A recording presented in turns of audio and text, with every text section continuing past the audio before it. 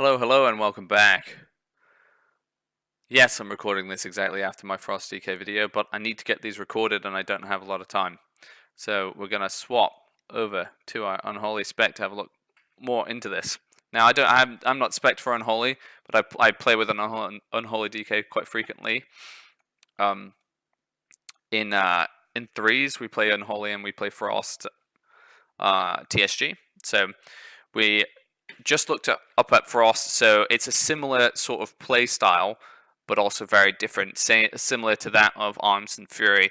So yeah, Frost is very bursty around setups, whereas when we're looking at our Unholy, yes, we have our big offensive cooldowns. It's more of a consistent damage. Eventually, will over a team with the amount of damage that you're doing. There's also a considerable amount of like sort of MS effect through the necrotic. Now, when we're looking at what we get that we don't get with Unholy, that we get with Unholy that we don't get with Frost, is it's very much more range. It's harder to kite. Kiting of Frost is very easy with limited mobility. The mobility is the same on Unholy, but it's a lot more range damage, and with dots and things like that, you have that damage on there, and as well as the pets being able to get there and getting lots of damage there. And you also get more control with the pet stun, and stuff like that. So when we're looking at DPS, we're looking at Apocalypse, which is the artifact, and we're looking at Gargoyle and Army of the Dead and Dark Transformation. A lot of these, so Gargoyle spawns a Gargoyle that deals damage. You also have Army of the Dead, which spawns all of your Army of the Dead, and your Dark Transformation, which transforms your Unholy pet. Now, see, all of these aren't big, like, oh, this, you need to do lots of damage as yourself. You're looking at increased damage on things that already exist, and also your pets and things like that, which allows you to actually do a considerable amount of damage without having to necessarily connect, but also you have a lot more ranged abilities. Now, what we're looking at with Unholy and the playstyle of Unholy compared to that Frost is it is tankier, but also there is a considerable amount more sort of breakup play.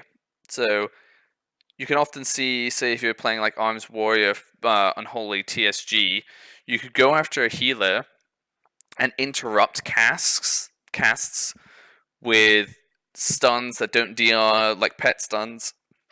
Your kicks, you have 2 kicks, because Warrior and the DK, you have asphyxiation, then you have Stormbolt, and then you have grip.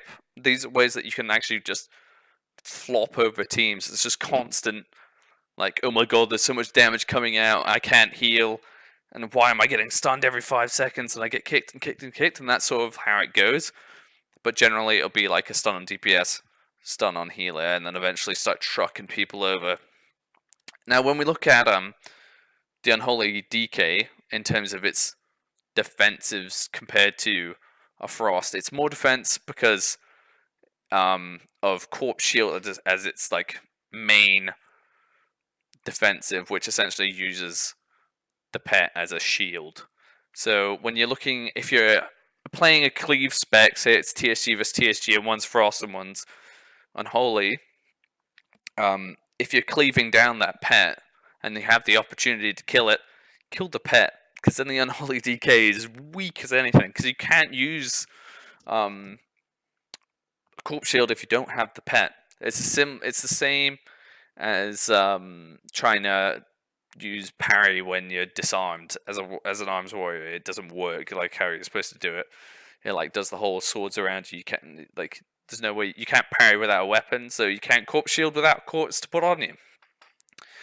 And when we're looking at the utility for Unholy DK, we get a bit more because we have asphyxiation, we have a pet stun, and we have grip and we have kick.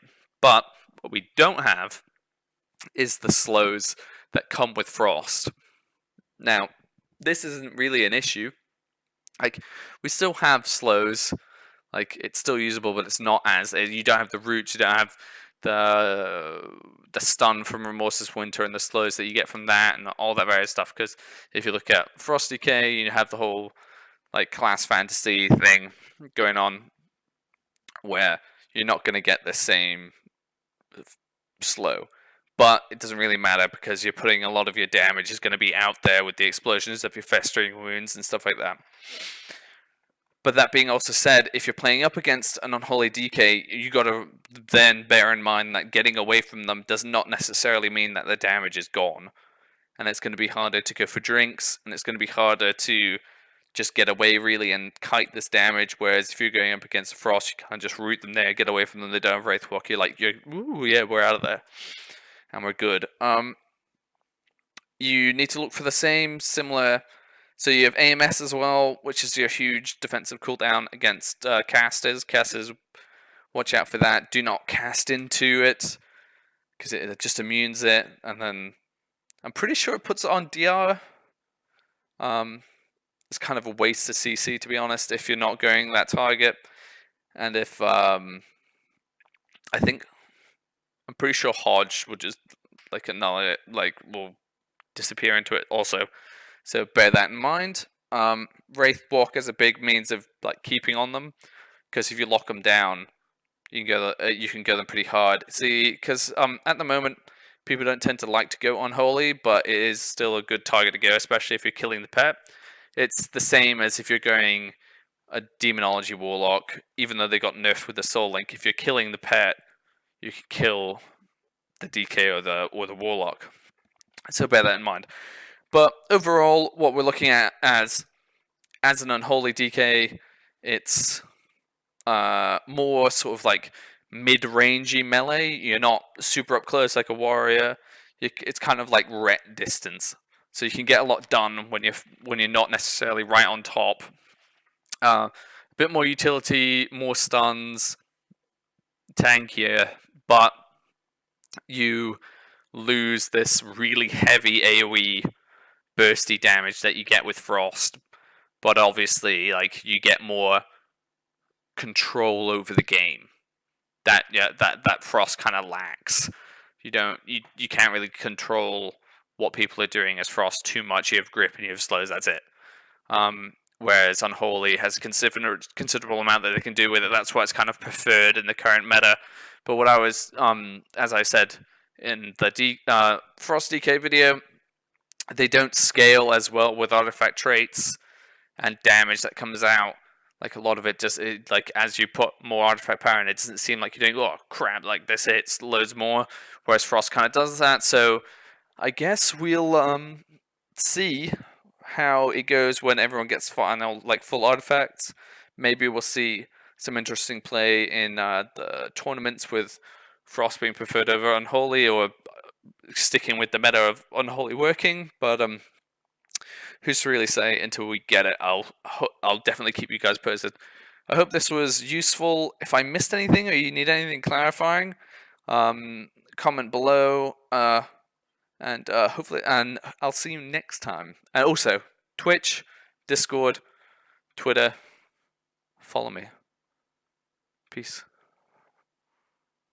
Hello there, and thanks for watching my video. Make sure to subscribe if you like what you see, and like if you liked it, dislike if you don't. Please comment to let me know what you want to see in the future, and make sure to come tune in and watch me on Twitch. I'm live from 12 AM or 12 midnight GMT for normally about 6 hours, playing a whole bunch of games. Hopefully I'll see you there.